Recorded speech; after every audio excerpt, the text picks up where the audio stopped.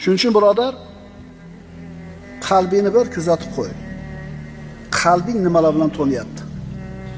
Ichiga noyob, juda bir qimmatbaho atir quyilgan idish, qopqog'ini ochsangiz, undan nimani hidi chiqadi?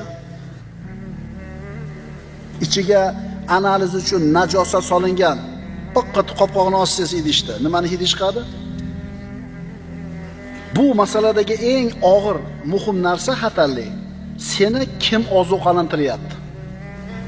Sen eshitadigan, o'qiydigan, ko'radigan manbalar bor. Sen ana shu manbadan olgan narsani gapirib eshitib yurasan. Demak, sizdan qanaqa gap chiqar ekan?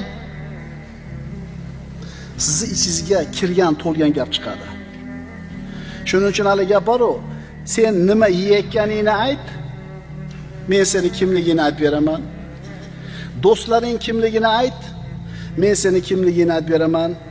Nimani ko'rayotganingni, nimani eshitayotganingni ayt, men seni kimligingni aytib beraman.